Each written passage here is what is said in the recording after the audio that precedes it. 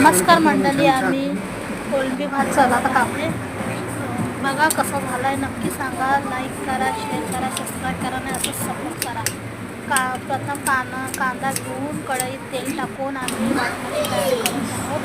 Tomato तेलमध्ये fry करून घेतलेला आहे. कढईमध्ये लालसर झाल्यानंतर कांदा टाकलेला आहे. मसाला वाटून घेतलेला आहे, ग्रँड केलेला आहे. मग मसाला वाटून झालेला आहे.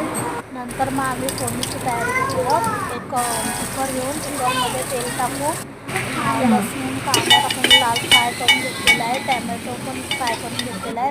नंतर आमचा मसाल्याचा डब्बा, तर आम्ही लाल मिरची पावडर, हळद, गरम मसाला, चिकन मसाला असे सर्व मसाले टाकलेले आहेत. मग फ्राय करून घेतली नाही अशी पूर्ण रेसिपी करायला मस्तपैकी मसाला फ्राय करून छानशी कोलंबी धुवून ग्रेव्हीमध्ये वाटणामध्ये टाकलेली आहे.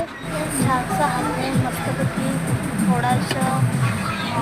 थोडासा पाणी टाकून थोडासा बॉईल करून घेतलेला आहे. कुकरला ढाकून लावलेला आहे आणि मग नंतर कोलंबी झालेली आहे. सांगा कशी झालेली आहे. या सर्वांनी भावा मैत्रीण लाईक करा, शेअर करा, सबस्क्राईब करा आणि असंच सपोर्ट करा.